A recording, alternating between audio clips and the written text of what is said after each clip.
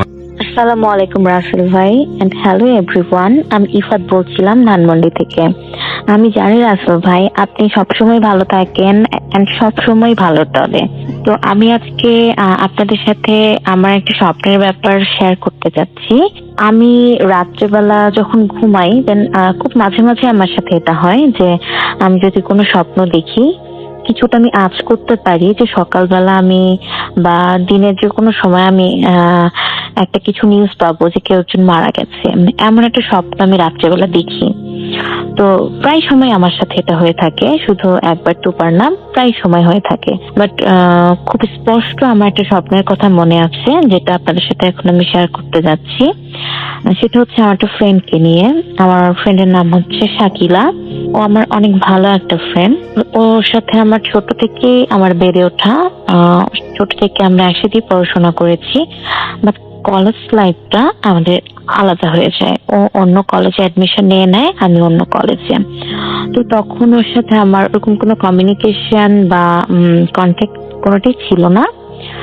দেন মাঝখানে আমি তখন জানতে পারি যে অ্যাডমিশন নেওয়ার কিছুদিন পরে জানতে পারি যে ও কোনো একটা ওর পার্সোনাল রিজনে ও একটু মেন্টালি সিক হয়ে পড়ে। তো তখন ওর সাথে আমার আর কোনো কন্ট্যাক্টই হয় না তার মাঝখানে।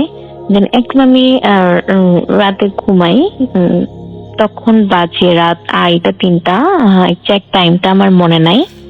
তো আমি স্বপ্নে দেখছিলাম যে আমি একটা পুকুরের মাঝখানে একটা সাদা কাপড়ের উপরে দাঁড়িয়ে আছি, আর চারদিকে চারটা লাঠির মতো ওই কাপড়টাকে বেঁধে রেখেছে, এন্ড চারদিকে 4জন লোক দাঁড়িয়ে আছে।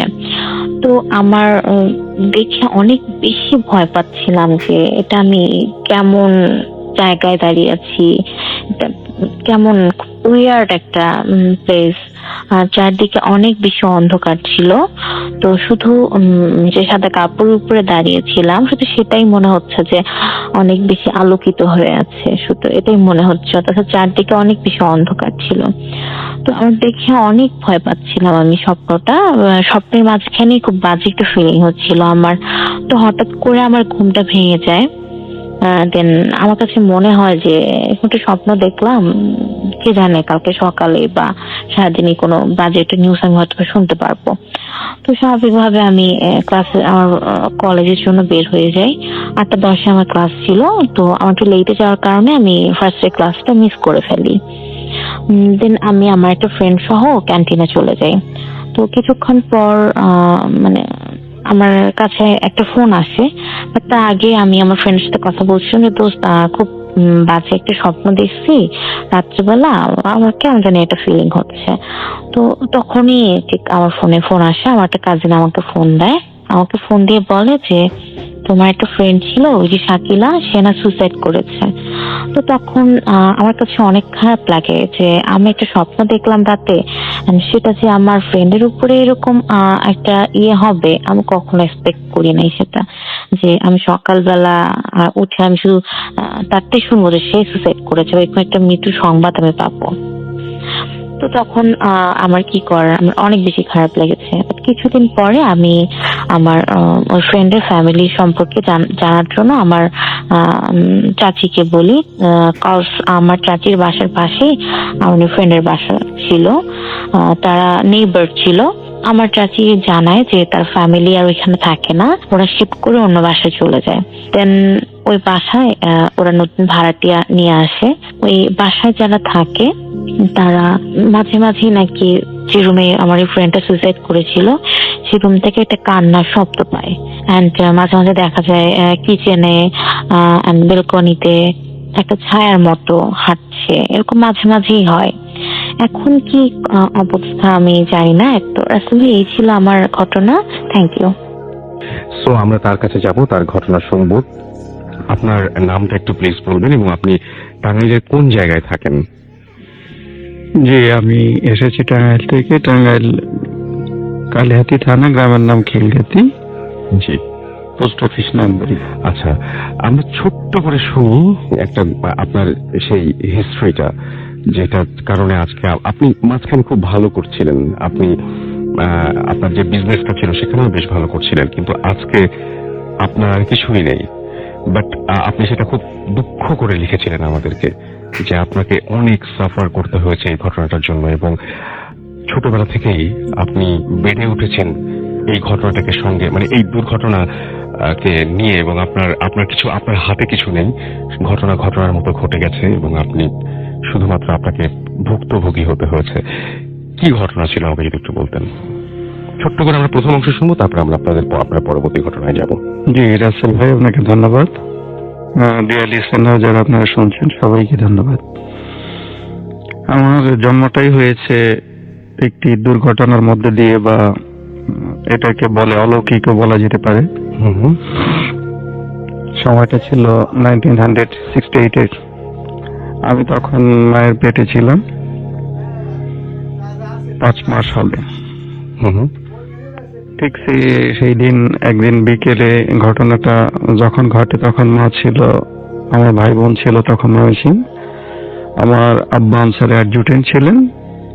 এলাকাটা ছিল ধোপাখোলা, অর্থাৎ ময়মনসিং ধোপাখোলা এক হিন্দুদের বাসায় উনি ভাড়া থাকতেন আর কি। আচ্ছা, তো ওই সময় একদিন বিকেলে মা বসে আছেন, এক হিন্দু মহিলা আসলেন এবং এসে বললেন যে দিদি, আমার মাকে বললেন আর কি, যে দিদি আপনি কি কোনো কিছু করছেন বা কাজ করছেন বা কাটাকুটা করছেন? তখন আমার মা বলেন যে কাটাকুটা করলে কি হবে, কেন, কি হয়েছে? আমার মা অনেকটা ভয় পেয়ে যান। তখন উনি বলে যে দিদি, আজকে তো চন্দ্রগ্রহণ লাগছে, তো এই অবস্থায় যদি আপনি কোনো কাজ করেন তো আপনার বাচ্চার অনেক সমস্যা হয়ে যাবে। আচ্ছা। তো এর মধ্যে তখন আমার আম্মা বলে ফেললো যে আমি তো একটু আগে আমি গোল যে বেগুন গুলো আছে এগুলিতে আমি কাটছি, আমি তরকারি কাটাকুটা করছি। তখন ওই হিন্দু মহিলাটি বলে বসলেন যে দিদি, আপনি তো সর্বনাশ করে ফেলছেন, এটা তো ঠিক করেন নাই, তো এখন ভগবান জানে যে কি হয়। আচ্ছা। তো এই কথা বলে উনি চলে গেলেন। ঠিক তার 4 মাস পরে আমার জন্ম হয়। আমার জন্মের পর আমার মা সুস্থ হয়ে যখন আমাকে দেখলেন, আমার হাতটি দেখে উনি ভয় পেয়ে গেলেন। একেবারে দেখতে যে বেগুনটা উনি কেটেছিলেন, যে গোল বেগুনটা, ঠিক মনে হলো যে সেই বেগুনের একটা যে ফালা বা কাটা অংশ, এটাই হয়ে যেন আমার হাতে বসে গেছে। অর্থাৎ আমার হাতে কোনো আঙ্গুল নেই, ডান হাতে অনলি হাতের গাদা আমরা যেটা দেখতে পাচ্ছি এই মুহূর্তে। জি জি। তো আমার আব্বা বাসায় আসলেন, সবকিছু দেখলেন, শুনলেন। আমার আব্বা একজন সৎ আনসার অ্যাডজুটেন্ট ছিলেন, ওনার মনটা খুব ভালো ছিল। উনি দেখে আমাকে কুলো নিলেন, আদর করলেন এবং মাকে বললেন যে না, তুমি এই বাচ্চাকে নিয়ে আর কোনো চিন্তা ভাবনা করো না। তো যাই হোক, ওভাবেই আমি বড় হলাম। তো বড় হওয়ার পরে আমার দেখা গেল যখন আমি কর্মক্ষেত্রে যাব, ঠিক তখন এই হাতের যে দুঃখ বা কষ্ট, সেটা আমার জীবনে শুরু হয়ে গেল। আচ্ছা। আমি বিয়ে করলাম। বিয়ে করার পর আমি যখন কোনো কাজের উদ্দেশ্যে বা চাকরির জন্য আমি কোথাও ইন্টারভিউ দিতে গেছি, তখন আমি এই হাতের জন্য চাকরি হয়নি, সিলেকশন হতে পারি নাই। আচ্ছা। তো মাঝখানে আমি একটা ম্যান পাওয়ার এজেন্সির সাথে জড়িয়ে যাই যে কোনো ঘটনাবশত। কিছুদিন এটার সাথে আমি সম্পৃক্ত ছিলাম। প্রিয় লিসেনার, স্বাগতম বুথ এফএম ইউটিউব চ্যানেলে। এখানে আপনারা শুনতে পারবেন ভৌতিক বিভিন্ন ধরনের গল্প। প্রতিদিন রাত 9:30 এখানে ভিডিও আপলোড করা হয়। নতুন নতুন ভিডিও পেতে চ্যানেলটিকে সাবস্ক্রাইব করে রাখবেন। আর আমাদের ঘটনাগুলো একদম বাস্তব, এগুলো আপনার কাল্পনিকের সাথে কোনো মিল নেই। তো মোটামুটি ভালোই করতেছিলাম, কিন্তু 2009 সাল থেকে একেবারে ওই লাইনটা মোটামুটি একটু বন্ধই হয়ে যায়। আমার যত ইনকাম করে মোটামুটি একটা অবস্থা তৈরি হয়েছিল যে সমস্ত অবস্থায় তখন একদম ব্যস্ত হয়ে যায়। জি। অর্থাৎ ব্যবসাটাও ক্লোজ হয়ে গেল, বা আমি ব্রোকার হিসেবে কাজ করতাম। তো এখন আমার মানে এটাই পৃথিবীর কাছে বা মানুষের কাছে জিজ্ঞাসা যে আসলে এটা কি অলৌকিক, কি ঘটনা, কেমনে এটা হইল? যেটা ডাইরেক্ট একজন এসে বলল, অনেকে আমরা বিশ্বাস করি না হুম হুম। যে চন্দ্রগ্রহণ কি বা এটা সেটা কি, আমরা অলৌকিকতা অনেকে বিশ্বাস করতে চাই না। কিন্তু আমি তো সেই অলৌকিকতার একদম সরাসরি সাক্ষী, আমি নিজেই, আমার হাত। তো যার কারণে আমি এখন নিঃস্ব অসহায় এই অবস্থায় পড়ে আছি। দেখা যাচ্ছে যে আমি আমার কর্মক্ষমতার জন্য যে আমি একটু বিদেশে যাব বা আমার পরিবার নিয়ে চলবো, তাও পারতেছি না। কোন অবস্থায় আমি এই হাতের কারণে সেই জীবনকে সাইন করতে পারতেছি না। এবং আপনার মানে যদি এটাকে অলৌকিক বলেই আমরা ধরে না নিই, ধরি যেটা একটা স্বাভাবিক ঘটনা, এটাকে যদি আমরা আসলে বিজ্ঞান দিয়ে ব্যাখ্যা করি, সায়েন্স দিয়ে যদি ব্যাখ্যা করি আমরা, তাহলে আপনার সাথে পরবর্তীতে ঘটনাগুলো কেন ঘটলো? আপনি যখন বেড়ে উঠছিলেন সেই সময় তো অনেক ঘটনা আপনার সাথে ঘটেছে, মানে আপনাদের পরিবারের সাথে ঘটেছে। আপনার বাবা প্রত্যক্ষ করেছেন, দেখেছেন সেই ঘটনাগুলো। আপনাদের ওই বাসাতেও আপনি বলে যে আপনার মায়ের সাথে ওই সময়ের পর থেকেই তো মনে হয় আপনার মা পজেস বা তার সাথে একটা জিন ছিল বোধ হয়, না? আমার মা জন্মগত ভাবেই পজেস ছিল, অর্থাৎ আমার নানির কাছে থেকে জিন সংক্রান্ত যে বিষয়টা, এটা সংক্রামিত হয় আর কি। আমরা ছোট সময় থেকে এরকম একটা পরিবেশে বড় হয়েছি। আমরা মোটামুটি আমার যখন 16 বছর বয়স এই পর্যন্ত এরকম একটা পরিবেশ আমরা দেখেছি। ওই সংক্রান্ত একটা ঘটনা আছে। যে ঘটনাটা আপনি বলছিলেন যে আপনি দেখতে দেখতেই বড় হয়েছেন, এই ঘটনার মধ্যে আপনি ছিলেন, কি দেখেছিলেন আপনারা আসলে ওই দিন? আমার প্রথম ঘটনাটা তো আমার জীবন সংক্রান্ত। এরপরে আপনি যে ঘটনাটা এখন বলবো বা শেয়ার করব, এই ঘটনাটার সময় রাসেল ভাই আমার বয়স ছিল 4 বছর। তখন আমরা ছিলাম 3 ভাই 1 বোন। ঘটনাস্থল ময়মনসিংহ যথারীতি।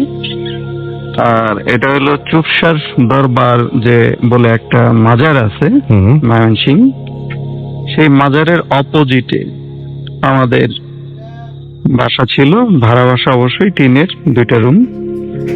আমার আব্বা কাছাকাছি অফিস ছিল, আনসার অ্যাডজুটেন্ট ছিলেন উনি। তো একদিন ওই ঘটনাটা ঘটেছিল আপনার যেদিন, ওই দিন গুটগুটে অন্ধকার ছিল রাত্রে। আগেই বলা হয়েছে যে আমার মায়ের সাথে জিনের আসর ছিল বা ভর করতো মাঝে মধ্যে। পরিবেশটা আমরা দেখতাম, মাঝে মধ্যে খুব ভয় পেতাম, খুবই ভয় পেতাম। হাতটা শূন্যের থেকে মাটির মধ্যে মা মাঝে মধ্যে ছুঁড়ে মারতেন, বা অসংলগ্ন কথাবার্তা মাঝে মধ্যে বলতেন, যেগুলি দেখে আমরা বাচ্চা মানুষ খুব ভয় পেয়ে যেতাম আর কি। ওকে। তো যেদিন রাত্রে এই ঘটনা, যাই হোক, আমি আরেকটা কথা বলতে ভুলে গেছি, সেটা হলো যে ওই জিন যে আসর করতো মার সাথে কন্টিনিউ ছিল। তো এইটা ছাড়ানোর জন্য মাঝে মধ্যে আমার আব্বা ওই যে ফকির বা দরবেশ কিংবা কোনো হুজুর টুজুর ওনাদের নিয়ে আসতেন। তো এইটা ওই জিনটা খুব একটা পছন্দ করতো না মনে হয়। আচ্ছা। তো যার কারণে ওই জিন ক্ষতি করার চেষ্টা করতো মাঝে মধ্যে। তো ওই দিন রাত্রে ক্ষতিটা একটু বেশি করে ফেলে। তো ওই দিন সন্ধ্যায় মাগরিবের সময় আপনার নামাজ পড়ে আব্বা তসবিহ ধরতে ছিলেন এক রুমে, আর এক রুমে আমার বড় যে ভাই বোন ওই 2জন পড়তেছিল রিডিং রুমে। তো আমরা 2 ভাই যে ছোট ছিলাম, খুনসুটি করতেছিলাম, মায়ের সাথে বসে মা রান্না করতেছিলেন। এমন সময় দরজার মধ্যে কেউ এসে এমন ধাম করে শব্দ করে ঠাস করে দরজার মধ্যে মনে হয় যে লাথি মেরে কেউ দরজা একেবারে ভেঙে ফেলছে, খুব শব্দ করে দরজা খুলে ফেললো। এতে আমার আব্বা খুব শব্দ করে জিজ্ঞেস করে, এই ওখানে কে কে দরজা খুলবে? কিন্তু কোনো সারা শব্দ নাই, কোন রকম কোনো সাউন্ড নাই ওই দিক থেকে। আবার জিজ্ঞেস করছে, কোনো সাউন্ড নাই। তো হঠাৎ করে আমার যে বড় দুই ভাই বোন যারা লেখাপড়া করতেছিল ওদের আর্তচিৎকার, আব্বা আমাদের বাঁচান, আব্বা আমাদের বাঁচান, আমাদের সাদা রঙের ভূত কাপড় পরা আমাদের ধরে ফেললো, মেয়ে ফেললো, খেয়ে ফেললো, এরকম শব্দ। তো আমরা তো ভয়ে গুটি সুটি মেরে মাকে ধরে একদম কাঁপাকাঁপি করতেছি। তখন আব্বা নামাজ থেকে উঠে ওই দুই ভাই এবং বোনকে বাঁচানোর জন্য আপনার একটা লাঠি হাতে নিয়ে তো ওই রুমে আপনার যাওয়ার জন্য যখনই পা রাখছে চৌকাঠের পরে ওই রুমে গেছে, তখন হঠাৎ করে খেয়াল করে যে আপনার ফ্লোরের মধ্যে আপনার গোল একদম রাউন্ড একদম নিকোষ কালো অন্ধকার একটা ছায়া। আচ্ছা। তো ওই ছায়াটা ওই সময় পড়ার মতো কোনো কিছুই আশেপাশে ছিল না। ওইখানে আপনার বিদ্যুতের ভাল্ব চলতেছিল, আর ফ্লোরটা ছিল একদম পাকা। তো যাই হোক, এটার দিকে খুব একটা মনোনিবেশ না করে আব্বা ওদেরকে বাঁচানোর জন্য যেই আপনার সামনের দিকে একটু যাইতেছিল, হঠাৎ করে ওই আপনার কালো ছায়ার মধ্যে পাটা পড়ে যায়। কালো ছায়াটার মধ্যে? হ্যাঁ। আচ্ছা। তো পাটা পড়ে যাওয়ার সাথে সাথেই আব্বার মুখ থেকে শোনা যে আব্বার মনে হলো যেন একটা তুলার বস্তা যে থাকে একদম নরম, সেখানে আব্বার পাটা পড়ে গেল। আচ্ছা। পড়ে যাওয়ার সাথে সাথে আব্বা একদম ফ্লোরে পড়ে যায়। আচ্ছা। তখন ওই ফ্লোর থেকে আবার উঠতে পারতেছেন। এদিক দিয়ে আমার ভাই বোন ওরা দুইজনকে ধরে খুব কাঁপাকাঁপি করতেছে, একদম চোখ অন্ধকার, মানে চোখ একদম বন্ধ করে খুব কাঁপাকাঁপি করতেছে দুইজন, এবং খুব চিল্লাচিল্লি করতেছে, চিৎকার করতেছে। তখনও তেমন সময় আমার মাকে আব্বার ডাক দিয়েছে যে এই তুমি এখানে আসো তো, আমি তো উঠতে পারতেছি না, কি ব্যাপার? তখন মা আমাদের দুজনকে সাথে নিয়ে তখন ওখানে গেছে, গিয়ে আব্বার হাঁটুর যে নিচে ওখানে যেখানে দেখাই দিতেছে যে এখানে আমার সমস্যা মনে হচ্ছে, ওখানে হাত দিয়ে দেখে যে একদম নরম, মনে হয় যে ভিতরে কোনো হাড্ডি কিছু নাই। তো ভালোভাবে তারপরে হাত দিয়ে দেখে যে ওখানে একদম পাটা একবারে ভিতরে ভেঙে গেছে, একদম মানে খন্ড বিখণ্ড হয়ে গেছে, কিন্তু রক্তপাত হয় নাই কোনো। আচ্ছা। তারপরেও আব্বার উঠতে পারতেছিল না। তখন আমরা ভাই বোন সবাইকে ধরে খুব কাঁপাকাঁপি করতেছিলাম, খুব ভয়ের মধ্যে তখন পড়ে গেছি। চতুর্দিক দিয়ে কখন কোন দিক দিয়ে কাকে ধরে কাকে মেরে ফেলে এরকম একটা ভয় চলতেছিল আমাদের ভিতরে।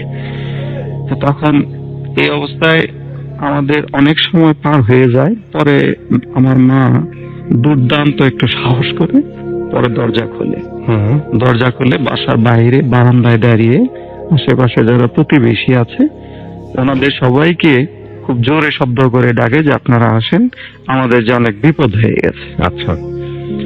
পরে পাড়া প্রতিবেশী যারা মহল্লায় ছিল ওরা এগিয়ে আসে, আমার আব্বাকে সবাই পছন্দ করতো। সে সমস্ত ঘটনা শুনলো, শোনার পরে ওরাও অনেকটাই ভয় পেয়ে গেল, সবার ভিতরে ভয়। তারপরে ওনারা আলাপ আলোচনা করে সিদ্ধান্ত নিলেন যে আমার আব্বাকে হসপিটালে নিতে হবে। আচ্ছা। তো হসপিটালাইজ করার জন্য তারপরে রাত্রি 1:30টার দিকে ওনারা আব্বাকে নিয়ে চলে গেলেন। এখন আমাদের বাসায় যে কেউ থাকবেন সেই সৎসাহস কারণ নেই। আচ্ছা। সবাই মোটামুটি বিদায় নিয়ে চলে গেলেন। আমরা দরজা দিয়ে খিল দিয়ে সবাইকে ধরে ওই কাঁপাকাঁপি করতেছি, এই অবস্থায় চলতেছিল। তো আপনার 3টা বা 3:30টার দিকে আবার দরজায় নক। তখন মনে হলো যে আবার বোধহয় জিনটা আবার ফিরে আসছে। তখন বাইরে থেকে তখন বলতেছে যে খালাম্মা দরজা খোলেন, আমি হসপিটাল থেকে এসছি। এই কথা শোনার পর আমার মা কিছুটা সাহস ফিরে পায় এবং আমাদেরও মনের ভিতরে একটু সাহস ফিরে আসে সবার মনে। তো দরজাটা আল্লাহর নাম নিয়ে খুলে দেওয়ার পরে জলজন্ত একজন মানুষ উনি ঢুকে বলে পরিচয় দেন। পরিচয় দেন যে আমি আপনাদের এলাকার ওই হসপিটালে চাকরি করি, যে হসপিটালে ছাড় আছে, তা আপনাদের নিয়ে যেতে বলছেন। তখন রান্নাঘরে আমার মা যায়, গিয়ে দেখে যে ভাত পুড়ে ছাই হয়ে গেছে, যাও একটা অল্প ছিল, সেই ভাত নিয়ে আব্বার ওখানে আমরা চলে গেলাম। তা আমরা চলে যাওয়ার পর আব্বার তো সে কি কান্না, সবাইকে জড়িয়ে ধরে। আর তার ধারণা ছিল যে আমি তো চলেই আসছি, জিন বোধহয় সবাইকে শেষ করে দিছে। এর কিছুক্ষণ পরে পাশের মসজিদে আপনার ফজরের আজান পড়ে যায়। তো এইভাবেই আমাদের সেই দুঃখের রাত্রি শেষ হয়। শেষ হয়। আচ্ছা, তাহলে আপনি যে বলছেন এই যে আপনার জিনটার কথা, আপনার তো চোখের সামনে দেখেছেন, আপনার জন্ম থেকে আপনি বলছেন যে আপনার মার সাথে কোনো একটা ঘটনা ঘটেছিল যার জন্য আজকে আপনার এই অবস্থা। যারা বিশ্বাস করেন না যে না এরকম কিছু হতে পারে, খুব বেশি এগুলো খুব উদ্ভট লাগে, যখন কেউ বলেন যে না এরকম হওয়ার সম্ভব না, তাদেরকে আপনি কি বলবেন আসলে? না, আমি বলতে চাই যে জিন সংক্রান্ত যে বিষয়, এটা অবিশ্বাস করার আমরা যারা মুসলিম মোটেও কোনো সুযোগ নেই। না, কিন্তু আপনি দেখেছেন, এটা জিন হয়তো বিশ্বাস করে, জি। হ্যাঁ, কিন্তু কেউ দেখেছে, তখন জিনিসগুলো তাদের কাছে খুব আজব লাগে যে এরকম হয় নাকি। তখন কি মনে হয় আপনার? না, এরকম হয়, হচ্ছে, কন্টিনিউ এখনো হচ্ছে। ওকে, অনেক ধন্যবাদ আপনাকে। আসসালামু আলাইকুম রাসেল ভাই, আমি শাকিল, এসেছি মতিঝিল থেকে। শাকিল, আপনি গত সপ্তাহেই বলেছিলেন যে আপনাদের বাসাটা হন্টেড, বাসার সামনে একটা গাছ আছে, জি জি জি যে গাছটা বেশ হন্টেড, জি জি জি। এবং সেখানে অদ্ভুত একটা ঘটনা কিছুদিন আগে আপনার সাথে ঘটেছে। আমরা সেই ঘটনাটা একটু শুনি। জি, ধন্যবাদ রাসেল ভাই আপনাকে আবারও। সেটা হচ্ছে যে আমার এই ঘটনাটা ঘটে, সেটা হচ্ছে আজ থেকে 2 বছর আগে, that means রোজার সময়। ওকে। রোজার সময় যে মানে আমার সাথে যে ঘটনাটি ঘটে, সেটা হচ্ছে আমি তখন রাত্রে 2টা বা 2:30 হবে, হ্যাঁ সঠিক 2:30টার দিকে আমি মানে ওয়াশরুমে যাওয়ার জন্য আমি আমার রুম থেকে বের হই। তো বের হওয়ার পরে আমি দেখলাম যে আমাদের এখানে একটা বাচ্চা ছেলে, যেহেতু আমাদের তালগাছে দেখলাম যে একটা বাচ্চা ছেলে 8 কি 9 হবে, তো ও একটি আপনার আসন যাকে বলে এরকম একটা আসন দিয়ে সে বসে আছে। তো জিনিসটা আমার কাছে অদ্ভুত লাগলো যে এইখানে এত রাতে একটা বাচ্চা তাল গাছের কি নিচে? করছে? হ্যাঁ, তাল গাছের নিচে। হ্যাঁ, আচ্ছা। তো যথেষ্ট অদ্ভুত লাগলো, একেবারে তাল গাছের নিচেই বসে আছে। তো আমি তাকে, আমাদের গেটটা খুলে আমি তাকে জিজ্ঞাসা করলাম, এই কে তুমি, এইখানে এত রাতে তুমি কি করতেছো? তো সে আমার কোনো কথার উত্তর দিচ্ছিল না, সে জাস্ট চুপ করে বসে আছে। তো বসে থাকার পরে আমি তাকে আবারও কোশ্চেন করলাম, এই কে তুমি, এখানে তুমি কেন আসছো, তুমি কোথায় থাকো? তখন সে বললো আমি এইখানেই থাকি। তো এই কথা শুনে আমি বেশ অদ্ভুত এবং খুব অবাক হলাম যে আমার জন্মটা এখানে, আমি এখানে ম্যাক্সিমাম বলতে গিয়ে আমি এখানে সবাইকে চিনি, এই ছেলেটাকে আমি এটা কখনো দেখিনি, এখানে কখনো দেখিনি। তো আমি তাকে বললাম, তুমি এইখানে থাকো, তুমি এটা কেমন কথা? তো বললাম, তুমি কিভাবে আসলে, যেহেতু আমাদের এখানে রাসেল ভাই খুব সিকিউরিটেড একটা এলাকা, তো এখানে আমাদের বেশ সিকিউরিটি দিয়ে রাখা হয়। তো এখানে মানে বহিরাগত প্রবেশ একেবারেই নিষেধ। তো সেখানে হচ্ছে যে আমার যতটুকু জানা মতে যে এখানে সে ঢুকতে পারবে না। তো আমি তাকে বললাম, তুমি কিভাবে আসলা, তোমাকে কে আসতে দিছে? তো সে বললো, আমাকে কেউ আসতে দেওয়া লাগে না, আমি সব জায়গায় যাইতে পারি। তখন আমি মানে বেশ অবাক হয়ে গেলাম, অবাক হয়ে আমি তাকে খুব মানে রেগে গেলাম তার প্রতি, যে আমি এতগুলো কোশ্চেন করছি, সে আমাকে জাস্ট 2-1টা অ্যান্সার দিতেছে, কথাও বলতেছে না ঠিক মতো। দেন আমি তাকে বললাম যে তুই দাঁড়া, আজ তোর খবর আছে, তোরা মাইরে ফেল, এরকম একটা কথা আমি তারা বললাম। তখন কিন্তু রাসেল ভাই আমার ভিতরে যে কোনো হরর মানে কোনো একটা হরর কিছু কাজ করতেছিল। আমি জাস্ট নর্মালি আমি জাস্ট চিন্তা করার পর সেই ছেলেটা, আমি যখন খুব মানে অ্যাংরি ফেস নিয়ে আমি যখন আগালাম, যে আমি যখন তাকে মানে অ্যাটাকিং একটা যে মানে আপনার যেটা বলে সেটা আমি করতে গেলাম, তখন সে জাস্ট আমাদের তালগাছটা থেকে উঠে জাস্ট আপনার 5 কি 6 হাত হবে দূরে আপনার একটা বিল্ডিং এর সাইডে গেল। সাইডে যাওয়ার পর সে তার সমস্ত বডিটা বিল্ডিং এর সাইডে নিয়ে গেল, নিয়ে জাস্ট তার মাথাটা বের করে সে আমাকে বলতেছে যে যতটুক আগাইছিস আর সামনে আগাইস না। রাসেল ভাই, আমি তখন তালগাছ থেকে জাস্ট 7 কি 8 বা 10 হাত দূরে হবে। তো তখন আমার মনে হলো কেউ আমাকে বলতেছে না কি, মানে তখন আমার সম্পূর্ণ সেন্স ফিরে আসলো, আমি কোথায় যাইতেছি এত রাতে। এখানে আমি আপনাদেরকে লাস্ট এপিসোডও বলছি যে আমাদের এখানে রাত 10টার পরে কেউ তেমন একটা আসে না। তো সেইখানে এই বাচ্চা ছেলে একটা, এটা তো মানে ইম্পসিবল, একেবারেই পসিবল না যে এত রাতে একটা বাচ্চা ছেলে রাত 2:30টার দিকে একটা তাল গাছের নিচে বসে থাকবে, এটা তো মানে পসিবল না, সম্ভব না সেটা। হ্যাঁ, তখন আমি মানে চিন্তা করলাম যে এ কি আসলে মানুষ না অন্য কিছু। দেন আমি আসলে তখন মানে খুব ভয় বলতে কি রাসেল ভাই, আমার ঘাড়ের লোম যদি মানে যাকে বলে ঘাড়ের লোম পর্যন্ত দাঁড়ায় গেছে। তো আমি চিন্তা করলাম যে আমি যে ভয় পাইছি এটা তাকে বুঝতে দেওয়া যাবে না, কোনো মতেই বুঝতে দেওয়া যাবে না, তাহলে হয়তো বা আমার বিরাট বড় ক্ষতি হয়ে যেতে পারে। দেন আমি চিন্তা করলাম যে আমি আসলে খুব স্বাভাবিকভাবে তাকে বললাম যে আজ তোরে ছাইড়া দিলাম। এই একটা কথা বলে আমি সোজা বাসায় চলে আসলাম। চলে আসার পর আমি নর্মালি বাতি আর অফ করিনি, বাতি জ্বালিয়ে সেটাতে আমি ঘুমাইলাম, যেহেতু রোজার রাত। তো তারপর রাত 3টার দিকে আপনার খাবারের জন্য আপনার যেটাকে বলে আপনার সাইলেন্ট বা অ্যালার্ম মানে বাজা হলো। বাজার পর আমি যথারীতি আপনার সেহরি করলাম। সেহরি শেষ করে আমি আমার একটা ফ্রেন্ড আছে, নাম হচ্ছে রাকিব। তো ও আমার বাসার সামনে আসলো, আমাকে ডাক দিল, কল দিল। তো আমি তখন ওর সাথে বেরোলাম। বেরোর পর ও দেখলো যে আমি মানে আমার চেহারাটা বেশ মানে ভয়ার্থ একটা চেহারা। হ্যাঁ, মানে একটা মানুষ বেশ ভয় পেলে যে একটা অবস্থা হয়, আমার চেহারা ঠিক সেই একটা অবস্থাতে আছে। তো আমাকে বললো যে দোস্ত তোর কি হয়েছে, তোর চেহারাটা এরকম লাগতেছে কেন? তো আমি ওরে বললাম যে দোস্ত যা হয়েছে তুই চুপ থাক, আচ্ছা। তুই চুপ থাক, তো আমার সাথে চল। তো দেন ও আমার সাথে গেল। যাওয়ার পর হচ্ছে কি আমি আমাদের যেহেতু বললাম সিকিউরিটি আছে, তো আমি সিকিউরিটিকে তাকে জিজ্ঞাসা করলাম যে ভাই আমাদের এখানে রাত 10টা কি 12টার দিকে কোনো বাচ্চা ছেলে কি ঢুকছিল? তো সে বলছে না তো ভাই। আমি বললাম ভাই রাত্রে 12টা বা এই টাইমে কোনো বাচ্চা ছেলে ঢুকছে? সে বলছে না ভাই, আজকে রাত্রে 12টার পর কেউ ঢুকে নাই। আমি বললাম ভাই আপনি কি শিওর? সে বলছে হ্যাঁ আমি 100% শিওর কোনো বাচ্চা ছেলে ঢুকে নাই। দেন আমি তাকে আরেকটা কোশ্চেন করলাম যে তাহলে কি রাত্রে 2:30টার পরে ফজরের আগে এই সময় কোনো বাচ্চা ছেলে বের হয়েছে? তো সে আমাকে তখনও কনফার্ম করলো যে না ভাই এই টাইমে কোনো বাচ্চা ছেলে বের হয়নি।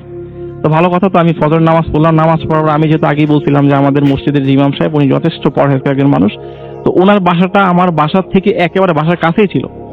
তো ওনাকে আমি নামাজ পড়ে বললাম যে হুজুর এই ব্যাপার, আমাদের কিছু বড় ভাই ছিল, তো তারাও ছিল। তো থাকার পর আমি বললাম হুজুর রাত্রে 2:30টার দিকে এই একটা প্রবলেম আমি ফেস করছি, এটা আসলে আমি বুঝতেছি না, আমি তো খুব মানে ভয়ে আছি। তখন উনি বললো এটা কি রাত 2:30টার দিকে? আমি বললাম হ্যাঁ ঠিক রাত 2:30টার দিকে। তো উনি আমাকে যেটা বললো যে হ্যাঁ রাত 2:30টার দিকে আমার এইখানে একটু বলতে হবে, হুজুরের বাসাটা হচ্ছে রাসেল ভাই আপনার চারপাশে দেয়াল উপরে টিন। উনি বলতেছে যে রাত্রে ঠিক 2:30টার দিকে এরকম একটা সময় আমার টিনে কে জানি দৌড়াদৌড়ি করতেছিল। আমি স্পষ্ট বুঝতে পারছি। তো আমি বললাম হুজুর এই ব্যাপারটা। হুজুর কিছুক্ষণ চিন্তা করার পর হুজুর আমাকে বলতেছে আসলে তুই যা দেখছিস ও একটা ভালো একটা জিন ছিল, ও বাচ্চা জিন, ওর বয়স হচ্ছে 250 বছর। হ্যাঁ, তো ও তোকে কোনো ক্ষতি করে নাই, ভালো কথা। কিন্তু এখানে একটা মজার বিষয় হচ্ছে উনি আমাকে বলতেছে যে এরপর যদি কখনো তোর সাথে দেখা হয় তুই একটু ওনাকে মানে ওনার কাছে মাফ চেয়ে নিবি। যে দেখেন আপনি যে মানুষ না এটা তো আমি বুঝতে পারিনি, আমি তো আসলে আপনার সাথে অ্যাজ ইউজুয়াল নর্মাল মানুষ হিসাবে ভেবে আমি মানে এইভাবে রেগে গেছি যে এখানে আপনি হুট করে চলে আসছেন, কিভাবে আসলেন, এটা তো পসিবল না। তখন আমি আসলে হুজুরকে বললাম যে ঠিক আছে হুজুর, ইনশাআল্লাহ যদি আমার সাহস থাকে তখন মানে ওই সিচুয়েশনে বলার মতো তাহলে ঠিক আছে আমি বলবো। তো পরে আমি হুজুরকে কথা বলে চলে আসলাম। এরপরে আলহামদুলিল্লাহ রাসেল ভাই আমি কখনো ওনাকে দেখিও না, আর আমার ওনার সাথে কথা বলার কোনো দরকার হয় সমস্যা হয় না। এই ছিল রাসেল ভাই আমার স্টোরি। ধন্যবাদ আপনাকে ও রেডিও প্রতি সমস্ত লিসেনারদের। ওকে, আসসালামু আলাইকুম। ওকে, থ্যাংক ইউ সো মাচ। আমরা আরেকটা ঘটনায় যাবো এখন, তাই না? আমরা আরেকটা ঘটনায় চলে যাই আমাদের পরবর্তী অতিথির কাছে। আপনি একটু আপনার প্লিজ নামটা বলবেন, তারপর আপনার ঘটনায় যাব। আমরা কি SMS পড়তে SMS একটু পরে পড়ছি, আপনি আগে আপনার ঘটনাটা শুনুন।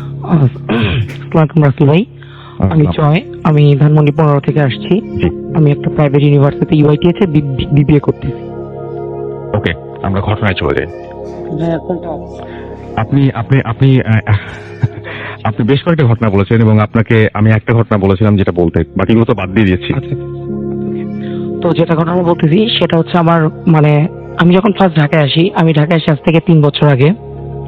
তো সেই ফার্স্টে আমি যেহেতু ঢাকায় আমার ফ্যামিলি থাকে না, আমার ফ্যামিলি আমার গ্রামে থাকে, তো ঢাকায় এসে উঠলাম একটা ম্যাচটা ছিল ফার্ম গেটে। মানে একটা হোস্টেল আছে ভাই, ওকে, ছিল ফার্ম গেটে। খুবই ভয়ঙ্কর ঘটনা এবং আমি বলবো এরপরে আপনাদের সবাইকে একটু এটা জানালা রিলেটেড। সো এই ঘটনার পরে জানালা নিয়ে একটা কথা বলবো আপনাদের সবাইকে। হ্যাঁ, তো যেটা হচ্ছে আমি গ্রিন মার্কেট অপোজিট একটা বিল্ডিং এ থাকতাম। তো সেটা পুরাটাই মেস ছিল।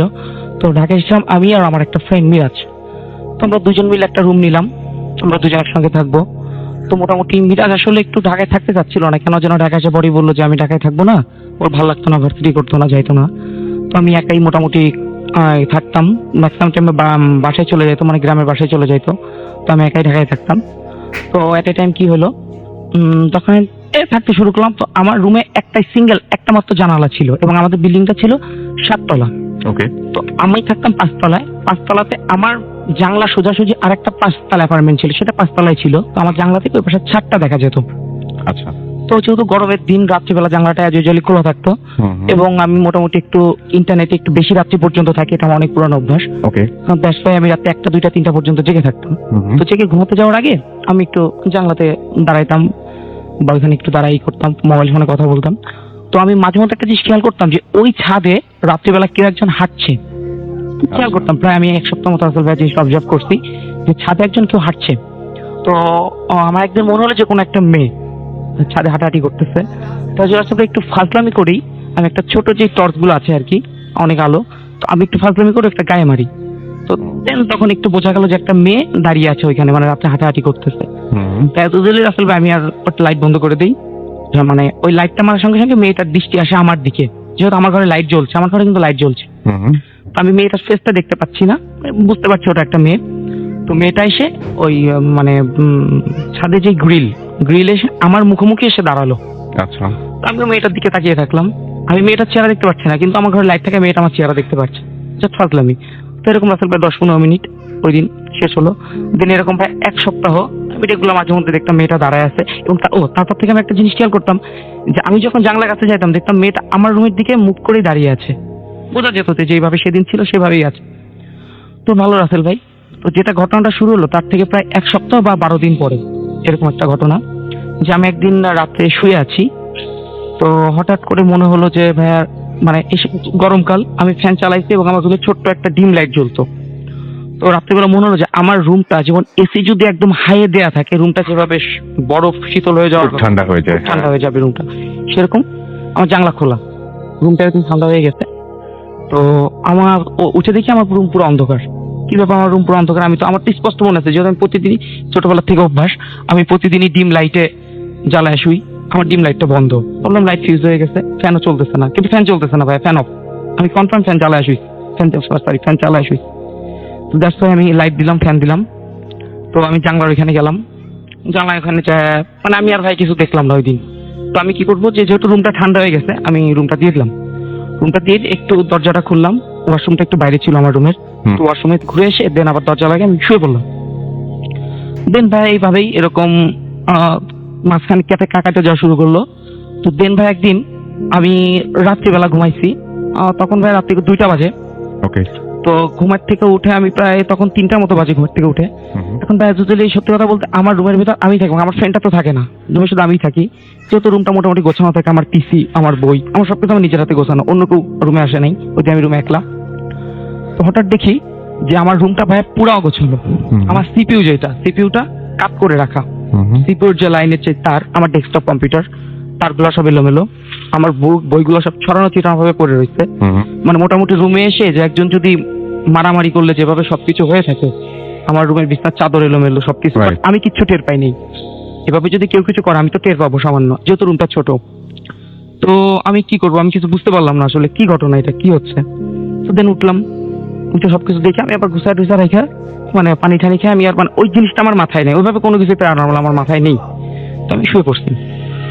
তো ভাই মেইন যেদিন ঘটনা ঘটে, তো তার এটা হচ্ছে প্রায় 4-5 দিন পরের ঘটনা, যেটা মেইন হয়। আমি শুয়ে রয়েছি, সেদিনও ভাই রাত্রি 3টা 3:30 বাজে। তো এর ভিতর থেকে আমার রুম অনেক ঠান্ডা, আমার রুম যথেষ্ট ঠান্ডা, এবং আমি কিন্তু জানলা দিয়ে রাখছি ভাইয়া, জানলা দিয়ে রাখছি, ফ্যান চালায় ঘুমাইছি ইউজুয়ালি। আমি দেখতেছি যে আমার ডিম লাইটটা জ্বলতেছে, এবং আমার দেয়ালের অপোজিটে অনেক বড় একটা ছায়া, মানে একটা মানুষ যদি লাইটের সামনে এসে দাঁড়ায়, তার যে পুরো ছায়াটা পড়বে, সেম সেরকম ছায়া। দেন আমারটা এটা নজরে যাইতে আমি সঙ্গে সঙ্গে যাই লাইটটা দিয়ে দিলাম, ডিম লাইটটা ছিল, আমি লাইটটা দিয়ে দিলাম, বাট ভাই স্টিল নাও সেখানে ছায়া। মানে আমার সেটা দেখে পরে, মানে আমি বারবার অবজার্ভ, আমি কিন্তু ভাই তখনও কিন্তু ওই ভয় পাওয়ার মতো মেন্টালিটিতে যাই নাই যে এটা কি, বাট আমি জাস্ট মনে কিউরিয়াসিটি যে এখানে ছায়া কেন, এখানে কেন ছায়া থাকবে। দেন আমি কি করবো, বাট ছায়াটা ওইখানে, এবং ছায়াটা একটু মুভ করতেছে। Okay fine. তো এটা দেখার পর আমার কেমন যেন একটু ভয় লাগলো। দেন আমি সঙ্গে সঙ্গে রুমের দরজাটা খুলে, আমাদের যে ফ্লোর যে ম্যানেজার ছিল আর কি, মামা, ওই মামার কাছে গেলাম, যা দরজা নক করলাম। তো তখন মামা বললো কি হয়েছে। আমি বললাম, তখন রুমে আনলাম যে মামা এই অবস্থা। মামা এসে দেখে ওটা নাই। তখন মামা বলতেছে, না তুমি কি নাকি দেখ আবল তাবল, তুমি কি ড্রিঙ্কস করো? আমি বলছি, মামা কি দেখে মনে আমি ড্রাঙ্ক? আমি ড্রাইকে বললাম। ওরা বলতো, আচ্ছা ঠিক আছে তুমি আমার সঙ্গে এসে ঘুমাও। তো আমি কিছুদিন তার সঙ্গে ঘুমাইলাম। তো পরদিনও ভাই আমার রুমে ঘুমাইতে খুব ভয় লাগতেছিল ফ্রাঙ্কলি। তো আমি পাশের রুমের যে বড় ভাই ছিল তার সঙ্গে পরিচয় ছিল, তো তাদের কাছে যাই ঘুমাইলাম। তো এরকম 3 দিনের দিন, যেহেতু আমি রুমে একা থাকতে হবে, তো আমাদের যেই ফ্ল্যাটের যেই গেটে যে দারোয়ান থাকে, সেই দারোয়ানকে ওর কাছে আমি তথ্যটা পাবো, যেহেতু মামা দিতে যাচ্ছে না। তোর কাছে গেলাম সকালবেলা, বললাম মামা কেমন আছো, হ্যান ফ্যান, তো অনেক কথাবার্তা বললাম, কিন্তু মামা আমাকে কোনো ইনফরমেশন দিতে নারাজ। আমি ওনাকে সবকিছু বললাম এবং অনেক বিনয়ের সঙ্গে বললাম, বাট উনি আমাকে ঘটনা বলতে নারাজ। তোরা কেন চায়ের দোকানে বসে একটু চা সিগারেট টিকেট খাওয়া, এগুলো বললাম। বলার পরে একটা কথা বলছে, মামা আমি গরিব মানুষ, আমার চাকরি খায় না। আমি বলছি মামা আমি কথা কোনো জায়গায় ফ্লাশ না, বাট তুমি একটা ঘটনা বলো।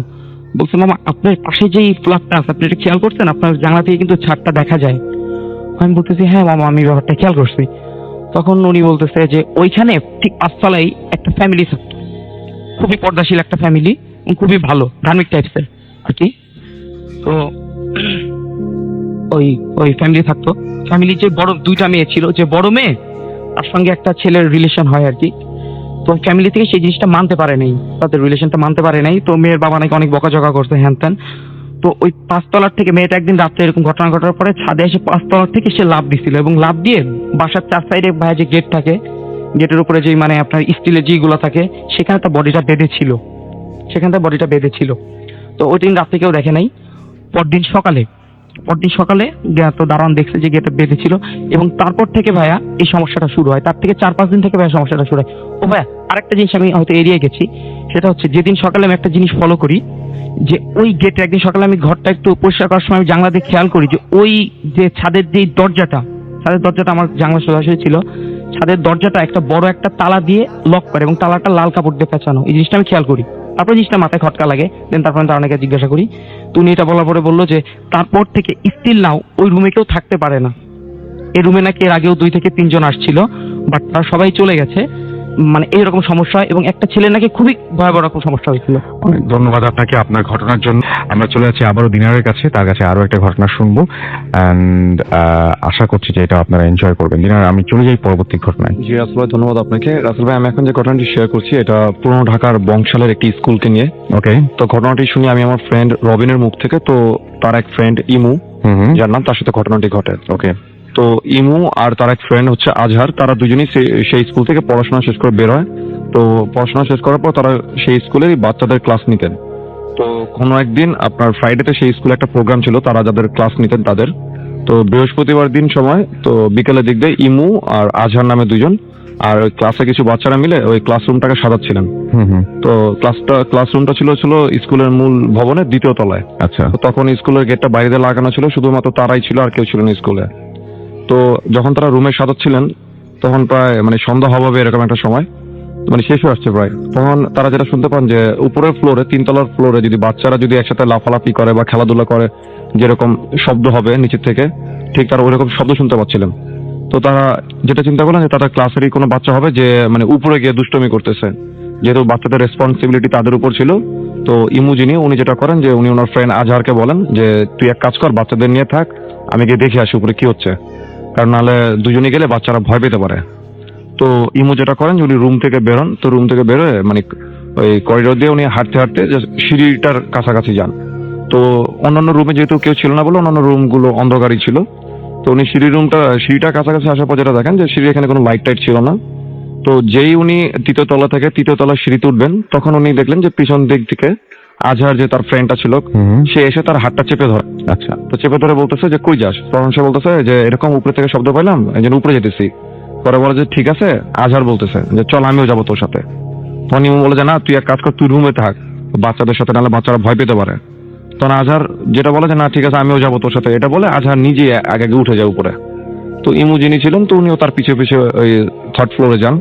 তো 3rd ফ্লোরে গিয়ে ওনারা হাঁটতে থাকেন। তো কোনো বাচ্চা টাচ্চা কিছুই দেখতেছেন না তারা, তারা কিন্তু নিচের থেকে শব্দ পাচ্ছিলেন। তো হাঁটতে হাঁটতে একেবারে বিল্ডিং এর শেষ অংশের কাছাকাছি তারা চলে যান। সেখানে টয়লেট ছিল 3rd ফ্লোরের। তো ওই টয়লেটের পাশে যে ক্লাসরুমটা ছিল, তো এই ক্লাসরুমের শেষের জানলাটা যেটা হাই ক্লাসের জানলা দেওয়া ছিল, তো ওনারা 2জন যেটা দেখেন যে একটা বাচ্চার মতো হাত, কারোর হাত ঠিক জানলা দিয়ে বাইরে থেকে বের করা। আচ্ছা। তো এটা দেখে ইমু যে ছিল সে একটু মানে সে বুঝতে পারে যে কোনো বাচ্চা এখানে ঢুকে দুষ্টমি করতেছে ক্লাসরুমের ভিতরে। ওকে। তো এটা দেখার পর ওনার সাথে তখন আজহার যে তার ফ্রেন্ডটা সেও কিন্তু ছিল। তো ইমু যেটা করে যে উনি রুমের দরজাটা ধাক্কা দিয়ে ভিতরে ঢুকে, তো উনি যেহেতু ক্লাস নিতেন উনি জানতেন যে লাইটের সুইচ গুলো কোথায় আছে। তো উনি ঢুকেই লাইটটা অন করেন রুমের। তো লাইট অন করার পর উনি যেটা দেখেন উনি খুব অবাক হয়ে যান যে রুমের মধ্যে উনি ছাড়া আর কেউই নেই। তো উনি কিন্তু স্পষ্ট রুমে ঢোকার আগে একটা বাচ্চার হাত দেখছেন উনি বাইরে থেকে, যে জানলা দিয়ে হাতটা বের করে রাখছেন। হ্যাঁ, তো যদি কোনো বাচ্চা বের হয়ে যায় তাকে ক্রস করে বের হওয়ার কথা। তো এটা দেখে রাসেল ভাই উনি যতটুকু ভয় না পায় তার চেয়ে বেশি ভয় পায় উনি পিছিয়ে ঘুরে তাকে যেটা দেখে, উনি দেখে যে ওনার যে ফ্রেন্ডটা তার সাথে নিচের থেকে উপরে আসে আজহার, সে কিন্তু সেখানে নেই। আচ্ছা, তো সে বেশ ভয় পেয়ে যায়। সে মানে কিছু বুঝে ওঠার আগেই উনি যেটা করে যে দৌড় দিয়ে উনি সেকেন্ড ফ্লোরে চলে আসে আবার। তো সেই জায়গাটা কিন্তু খুবই অন্ধকার ছিল। তো উনি সেকেন্ড ফ্লোরে এসে দেখে যেটা, যে তার ফ্রেন্ড আজহার উনি বাচ্চাদের সাথে রুমে কাজ করতেছিলেন। তখন উনি আজহারকে বললেন যে কি হলো, তুই মানে না বলে চলে আসলি কেন এভাবে? তখন তার ফ্রেন্ড যে আজহার, সে যেটা রিপ্লাই দেয় যে আমি চলে আসলাম মানে আমি তো রুমেই ছিলাম, আমি তো রুমে বাচ্চাদের সাথে রুম গোছাচ্ছিলাম। তখন ইমু যে সে একটু বেশ ভয় পেয়ে যায়, তো সে আর ব্যাপারটা কারোর কাছে শেয়ার করে নাই। তো পরবর্তীতে ওনারা যেটা জানতে পারে যে তাদের হেডমাস্টারের মুখে যেটা শুনে, যে তাদের হেডমাস্টার যিনি ছিলেন উনি রাসেল ভাই সেই স্কুলের মধ্যে কিছু জিন পড়াতেন। আচ্ছা, এবং এই জিনিসগুলো কিন্তু সেই স্কুলে এখনো অনেকে ফেস করে। আমি মানে কারণবশত স্কুলটার নাম বলছি না, তো বংশালের দিকে যারা শুনতেছেন তারা সবাই হয়তো গেস করে ফেলার কথা এটা কোন স্কুলকে আমি মিন করছি। এই ছিল রাসেল ভাই আমার ঘটনা। ওকে, অনেক ধন্যবাদ আপনাকে সমস্যা ফেস করে। আপনার নামটা একটু বলবেন আরেকবার? নামটা বলেন আরেকবার আপনার। আসসালামু আলাইকুম রাসেল ভাই, আমি শাকিল, আপনি ঘুমাতে গেলে কি কি ধরনের প্রবলেম আপনার হয়? আপনি কি ধরনের প্রবলেম ফেস করেন? প্রবলেম হচ্ছে যে সেটা হচ্ছে যেটা আমি প্রথমে ফেস করতাম, হঠাৎ একদিন আমি আমাদের মুতেছিলের বাসা, আমি আপনার কাছে এখানে বলে রাখি আমাদের ঢাকায় একটা বাসা আছে, তো সেখানে হচ্ছে আপনার একদিন আমি মুতেছিলের বাসা যখন ঘুমাচ্ছি, মানে আমি আমার বেডে একা, তো বেডে যখন আমি ঘুমাচ্ছি তখন আমি ফিল করলাম যে আমার যে বিছানাটা আছে বিছানার ঠিক মাঝখান থেকে, দ্যাট মিনস আপনার মানে মাজা, হ্যাঁ মাজার এখান থেকে আমার মনে হচ্ছে কেউ যেন আমাকে নিচ থেকে ধাক্কা দিচ্ছে। হ্যাঁ, নিচ থেকে মনে হয় ধাক্কা দিচ্ছে। আপনার মানে বিছানায় কিন্তু কোনো ভাইব্রেট দিচ্ছে না, বাট একেবারে মাঝ পয়েন্ট। এমন কি যে আপনি যে বলছেন যে আপনার ওয়েস্টে যে জায়গাটা, হ্যাঁ হ্যাঁ হ্যাঁ, এই জায়গাটাতে কেউ মনে হচ্ছে যে বিছানার জায়গা থেকে ফুলে উঠছে এরকম কিছু, না, না, কেউ just- টোকা দিচ্ছে just এরকম? নিচ থেকে টোকা দিচ্ছে, হ্যাঁ, ধাক্কা okay. দিচ্ছে আমাকে। ওকে, তো আমি জিনিসটা প্রথমে এত মানে আমলে নিলাম না, তো আমি জিনিসটা ভাবলাম জিনিসটা হয়তো বা আমার মনের ভুল। তো সেকেন্ড ডে তো একই অবস্থা, আমি দেখলাম যে না আমাকে মানে কন্টিনিউয়াসলি কে যেন রাতের বেলা আমার ঠিক বিছানার দিকে ধাক্কা দিচ্ছে, হ্যাঁ just ওইখানে। তো ভালো কথা, তো এইভাবে যাওয়ার পর হঠাৎ একদিন আমাদের ঢাকা যে নিজস্ব বাসা, তো আমি ভাবলাম হয়তো বা এটা আমার মনের ভুল, এইভাবে আমি উড়াই দিলাম। বাট একদিন সবচেয়ে মজার বিষয় হচ্ছে রাসেল ভাই, যেদিন আমি আমাদের ঢাকার যে বাসায় গেলাম ওখানে রাত্রে থাকলাম, আব্বু আম্মুর সাথে গেলাম, সবাই মিলে থাকবো। তো হচ্ছে ওখানে যাওয়ার পর সেম কাজ ওখানেও হলো। তো ওখানে হওয়ার আগে রাসেল ভাই আমি বলে রাখি, সেটা হচ্ছে যে আমার মেজো আপু, হ্যাঁ, তো ও মাঝে মাঝে আমার করে কি রাতে এসে আমার সাথে ঘুমায়, হ্যাঁ। তো ও ঘুমায়, তো হচ্ছে যে আমি দেখলাম যে আমি মানে ঘুমাচ্ছি, তখন দেখলাম যে আধা ঘুম আধা যাওয়ার কারণে দেখলাম যে আমার মেজো আপু আমার বিছানাতে আসছে, এসে মানে পিছন দিক থেকে, মানে আমার পেছন দিক থেকে কেউ একজন মানে আমার মেজো আপু আমাকে ধরছে। হ্যাঁ, তো আমি ভাবলাম হয়তো বা ওইটা প্রায় করে, এটা হয়তো বা স্বাভাবিক। তো ভালো কথা, ও আমাকে ধরছে, ধরার পর আমি মানে জিনিসটা আমি ফিল করলাম যে আমি আসলে নড়তে পারতেছি না, আমি মুভ করতে পারতেছি না, আমি জাস্ট মানে আমি মানে কিছুই করতে পারতেছি না। তখন আসলে আমি মানে ওকে বলতেছি যে আমার আপুর নাম হচ্ছে ইসরাত, আমি বললাম যে ইসরাত তুই আমার ছাড়, আমাকে তুই ছাড়। তো দেখলাম ও নর্মালি তখন মানে ও তো কথা বলার কথা, বাট ও কোনো কথা বলতেছে না, বাট আমি কিন্তু দেখতেছি কেউ একজন আমাকে পিছন দিক থেকে জাস্ট আমাকে ধরছে। হ্যাঁ, আমি বলতেছি বেশ করে বললাম ইসরাত তুই ছাড়তেছিস না কেন, ছাড় আমাকে, ছাড় আপু তুই ছাড়। তখন দেখলাম যখন ছাড়তেছে না, তখন আমার মনে হলো যে আমি তো নড়তে পারতেছি না, বাট আমার সারা শরীরটা আপনার কি বলবো যে একজন জিম ধরনের একটা মানে ভাব থাকে না, ঠিক ওইভাবে আমার করতেছে। রাসেল ভাই আপনি বিশ্বাস করবেন কি জানি না, যখন আমি টোটালি যখন সেন্সে আসলাম তখন আমি দেখলাম রাসেল ভাইকে আমি আমার বেড থেকে জাস্ট এক হাত উপরে ভাসতেছি। আচ্ছা, জাস্ট এক হাত উপরে আমি ভাসতেছি আমার বেড থেকে। তো আমি সাথে সাথে, যেহেতু এর আগে বলছি রাসেল, আমি মাদ্রাসা স্টুডেন্ট ছিলাম, তো আমি সাথে সাথে দোয়া পড়লাম। দোয়া পড়ার পর দেখলাম আমি আস্তে করে জাস্ট মুভ করে আমি আমার বিছানাতে পড়লাম। পড়ার পর আমার কেন জানি মনে হলো যে আমাকে মানে আমার রুম থেকে কেউ একজন বেরিয়ে গেল।